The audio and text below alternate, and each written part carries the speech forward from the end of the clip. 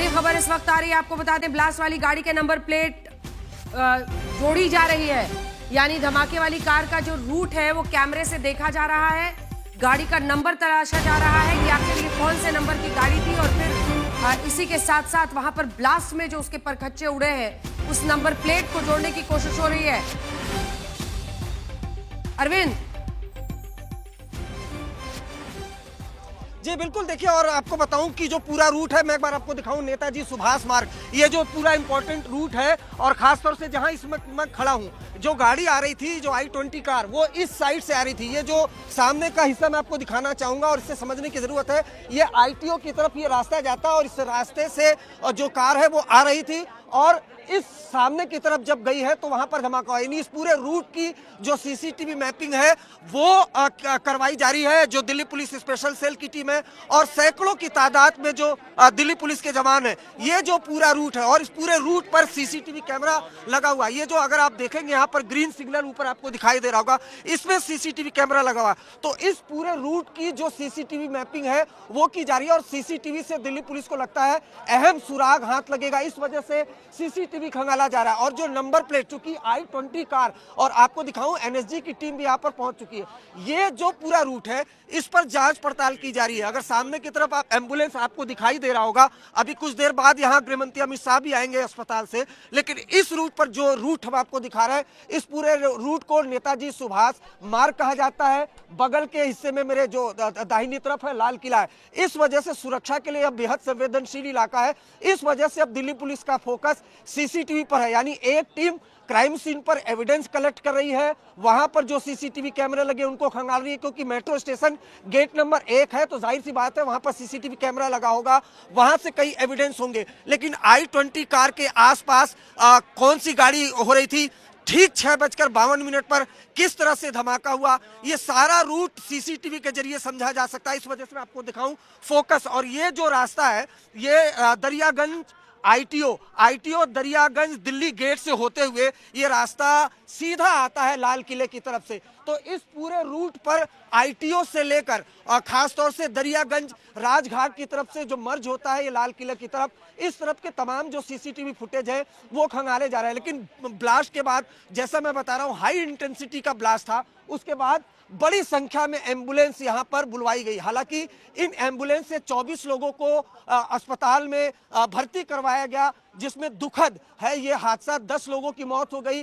कई ऐसे लोग हैं जिंदगी और मौत की जंग लड़ रहे हैं। वहीं इनिशियल इन्वेस्टिगेशन जो आज तक को दिल्ली पुलिस के वरिष्ठ अधिकारियों ने बताई थी कि I-20 कार के पिछले हिस्से में धमाका हुआ। I-20 कार में 3 लोग बैठे हुए थे और उसके बाद जब ब्लास्ट हुआ उसके बाद फिर अफरा तफरी यहाँ पर मच गई। अफरा तफरी मचने की वजह भी अंजना, क्योंकि बीते 24 घंटे से दिल्ली से सटे फरीदाबाद में एक बड़ा ऑपरेशन आतंक के खिलाफ चल रहा है, जिसमें जम्मू कश्मीर, फरीदाबाद और यूपी के सहारनपुर से 7 आतंकवादी, कुल मिलाकर 8 आतंकवादी गिरफ्तार हुए हैं। और अब तक की सबसे बड़ी रिकवरी बारूदों की हुई है, एक्सप्लोसिव रिकवर हुआ है 2900 किलो से ज्यादा, जिससे 350 से ज्यादा IED बनाया जा सकता था। इस वजह से जब यहाँ पर ब्लास्ट हुआ तो उसको लेकर दिल्ली पुलिस और सेंट्रल एजेंसियां वो बहुत ज्यादा गंभीर हो गई, और उस वजह से जो ये चलेगा कि क्या ये तार जुड़े हुए हैं, क्योंकि कई लोगों के मन में ये सवाल आ रहे हैं। मैं लौट रही हूँ आपके पास, कई लोगों के मन में ये सवाल है,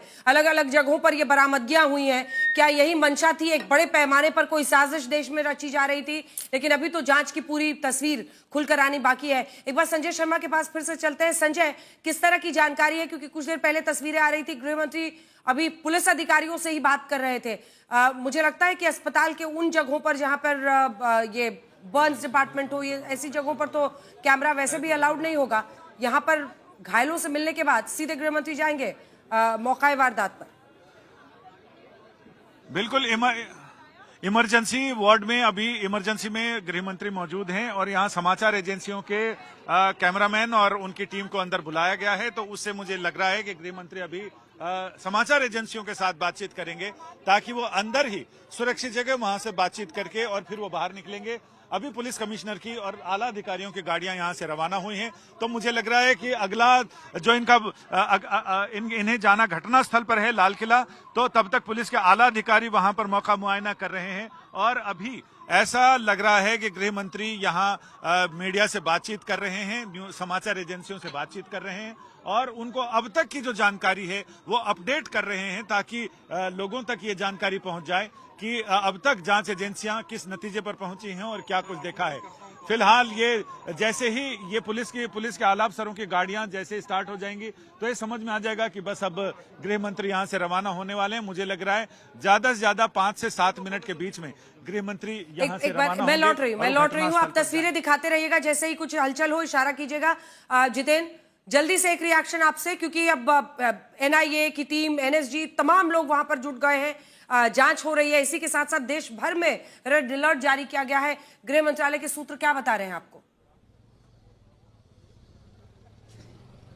और देखिए, जैसा कि गृह मंत्री की तरफ से ये कहा गया है कि इसको बड़े स्तर पर और हर एक एंगल से इस पूरे मामले की जांच की जा रही है। सबसे बड़ी बात यह है कि एनआईए की टीम स्पॉट पर यहां पर मौजूद है, उसके साथ साथ जो एनआईए की एफएसएल टीम है वो भी मौजूद है और तमाम एविडेंस इस वक्त कलेक्ट किए जा रहे हैं। सबसे बड़ी बात यह है कि एनएसजी का जो बम डिस्पोजल दस्ता है। बिल्कुल, मैं लौट रही हूँ एक बार आपके पास। एक बार चूंकि गृह मंत्री की बात हो रही है, उन्होंने क्या क्या जानकारी दी है पूरी घटना को लेकर, एक बार अपने दर्शकों को सुनाते हैं। आज शाम करीब 7 बजे दिल्ली में लाल किले के पास सुभाष मार्ग ट्रैफिक सिग्नल पर i20 हुंडई गाड़ी में एक ब्लास्ट हुआ है। ब्लास्ट के कारण आसपास की कुछ गाड़ियां और कुछ मार्ग पर जा रहे लोग भी इंजर्ड होने के समाचार हैं। प्राथमिक सूचना जो मिली है उसमें कुछ लोग हताहत भी हुए हैं। ब्लास्ट की सूचना आते ही 10 मिनट में Delhi crime branch, Delhi special branch की टीमें स्पॉट पर पहुंची है। एनएसजी और एनआईए की टीम एफएसएल के साथ अभी गहन जांच करने का शुरू किया है। आसपास के स्थान के सभी सीसीटीवी कैमरा और बाकी सब चीज़ों की जांच के आदेश दे दिए गए हैं। मेरी सीपी दिल्ली से भी बात हुई है, स्पेशल ब्रांच के इंचार्ज से भी बात हुई है। सीपी दिल्ली और स्पेशल ब्रांच के इंचार्ज स्पॉट पर मौजूद हैं। हम सभी संभावनाओं को तराश रहे हैं और सभी संभावनाओं को ध्यान में रखकर इसकी गहन जांच की जाएगी। सभी ऑप्शन की तुरंत जांच होकर नतीजा जो आएगा, जांच हम जनता के सामने रखेंगे। मैं कुछ ही देर में स्पॉट पर भी जा रहा हूं और अस्पताल में भी मैं तुरंत जाऊंगा। तो गृह मंत्री अमित शाह जिन्होंने जानकारी दी है कि पुलिस की तमाम टीमें मौके पर मौजूद है और उसके बाद से वो अस्पताल भी पहुंच गए हैं। अस्पताल की तस्वीरें हैं जहां घायलों से मिलते हुए आपको गृह मंत्री नजर आ रहे हैं। तमाम अलग अलग जो घायल हुए हैं लोग, आप कल्पना कर सकते हैं कि कई लोगों की स्थिति ऐसी भी होगी जिनसे बात कर पाना मुश्किल होगा। बता रहे थे हमारे सहयोगी भी, कई लोगों को कमर के नीचे की जगहों पर ज़्यादा चोट लगी है। जानकारी उसके बारे में डॉक्टर दे रहे हैं गृह मंत्री अमित शाह को।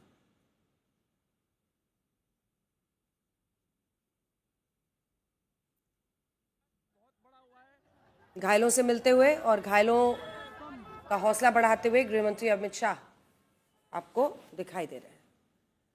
ये एलएनजेपी हॉस्पिटल की तस्वीरें हैं जहां पर चीफ मेडिकल ऑफिसर गृह मंत्री अमित शाह को फिलहाल तमाम घायलों से मिला रहे हैं जिनका इलाज इस वक्त वहां पर चल रहा है।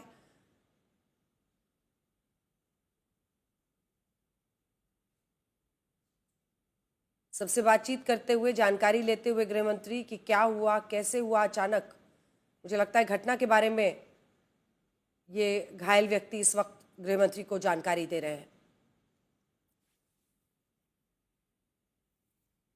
सभी का हौसला बढ़ाते हुए गृह मंत्री अमित शाह।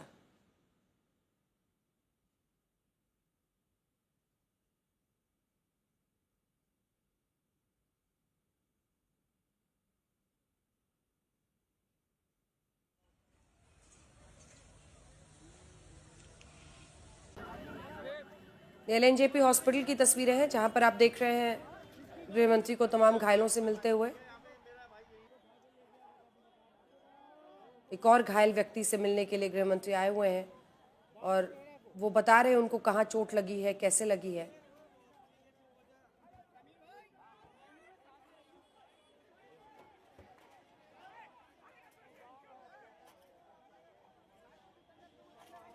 कम से कम इतना एलएनजेपी हॉस्पिटल में इस वक्त इलाज चल रहा है और ऐसे में गृहमंत्री का वहां पहुंचना, तमाम जो घायलों से वो मिल रहे हैं उनसे हालचाल जान रहे हैं और ये यहां से वो निकलेंगे तो सीधे मौके पर जाएंगे और वहां पर क्या हुआ है इसकी जानकारी वो लेने वाले हैं। फिलहाल आप एलएनजेपी हॉस्पिटल की ही तस्वीरें देख रहे हैं जहां पर गृहमंत्री अमित शाह घायलों से बातचीत कर रहे हैं और जो डॉक्टर साथ में उनसे भी उनके बारे में जानकारी ले रहे हैं। संजय, तस्वीरें हम दिखा रहे हैं, गृहमंत्री इस वक्त वार्ड के अंदर दिखाई दे रहे हैं और जो घायल लोग हैं उनसे भी बातचीत कर रहे हैं और जो डॉक्टर साथ में है वो उनकी स्थिति के बारे में भी गृहमंत्री को ब्रीफ कर रहे हैं। जी हाँ, बिल्कुल। जो तस्वीरें हम देख पा रहे हैं उसमें गृहमंत्री अभी घायलों से मिल रहे हैं, उनसे बात भी कर रहे हैं, वहां की परिस्थिति की जानकारी भी ले रहे हैं कि जिस समय हादसा हुआ उस समय वो कहां थे और कैसी स्थिति है और उनके जो स्वास्थ्य और सेहत के बारे में वो डॉक्टर्स साथ चल रहे हैं, जो बता रहे हैं कि किसको कैसी इंजरी है और क्या इलाज किया जा रहा है। उसके बाद मुझे लग रहा है कि ये मुआयना करने के बाद, घायलों से मिलने के बाद गृह मंत्री अमित शाह न्यूज एजेंसियों से बातचीत करेंगे जिसमें वो देशवासियों को बताएंगे कि अभी तक जांच किस तरफ जा रही है और अभी तक के अपडेट क्या हैं इस पूरे मामले में। और उसके बाद वो मौका मुआयना करेंगे, यानी घटनास्थल का दौरा करेंगे, लाल किला जाएंगे, वहां जो जांच एजेंसियों के अधिकारी हैं उन अधिकारियों के साथ बातचीत करेंगे और वो ये जानकारी लेंगे कि आखिर इसके पीछे वजहें क्या हैं और किन लोगों का हाथ इसमें हो सकता है, जांच किस दिशा में आगे बढ़ रही है, जांच के लिए उन्हें और क्या क्या चीजें चाहिए, जिस पर तालमेल की बात भी होगी, जिसमें जाहिर है कि पुलिस अधिकारियों, राज्यों के पुलिस और इसके अलावा जो अर्धसैनिक बल हैं और उनके जो खुफिया एजेंसियां हैं, जांच एजेंसियां हैं, उन सबके बीच यानी जो इनपुट शेयर करने की बात है उसको और स्ट्रेंथन किया जाएगा। क्योंकि कहीं ना कहीं मुझे लग रहा है और कई लोगों ने इस पर सवाल भी उठाए हैं कि आखिर ये 3000 किलो से ज्यादा जो दिल्ली एनसीआर में इकट्ठा किया जा रहा था विस्फोटक, जिसमें कि 300 किलो से ज्यादा का आरडीएक्स बरामद हुआ है, कई लोग पकड़े जा रहे हैं, तो आखिर उसमें वो एक दिन का मामला नहीं है, कई दिनों से तैयारियां चल रही हैं। तो आखिर अब भी सुरक्षा एजेंसियों को और जो खुफिया एजेंसियां हैं उनको ब्रीफअप किया जा रहा है, उसको बहुत तैयार किया जा रहा है कि तालमेल आपस में बिठाया जाए और इससे पहले कि जो विस्फोटक जमा किया गया है उससे कुछ और नापाक हरकत कर दें देश विरोधी ताकतें, उनको तुरंत समय रहते नेस्तनाबूद कैसे किया जाए, इन सारी रणनीतियों पर बात होगी। फिलहाल गृह मंत्री बस अब मुझे लग रहा है कि थोड़ी ही देर में न्यूज एजेंसियों से बातचीत करेंगे, अपडेट करेंगे और उसके बाद यहां से रवाना हो जाएंगे। यानी अभी तक लगभग 15 मिनट 20 मिनट का समय हो चुका है जब वो यहाँ एलएनजेपी हॉस्पिटल में है और यहाँ से बस अब वो मुझे लग रहा है कि 5 से 10 मिनट के अंदर वो निकल जाएंगे। कुछ ही देर पहले प्रधानमंत्री नरेंद्र मोदी ने भी एक्स पर एक पोस्ट के जरिए अपनी संवेदना प्रकट की उन परिवार वालों के लिए जिन्होंने अपनों को इस घटना में खोया है। इसी के साथ उन्होंने कहा है कि अथॉरिटीज हर मुमकिन मदद पहुंचा रही हैं, उन तमाम लोगों को जो घायल हैं उनके इलाज में हर मुमकिन कोशिश की जा रही है। इसी के साथ साथ उन्होंने बताया कि कैसे गृहमंत्री अमित शाह से उन्होंने बातचीत की है और पूरी जानकारी ली है इस घटना के बारे में। गृहमंत्री ने जानकारी दी कि हर एंगल से इस घटना की जांच होगी।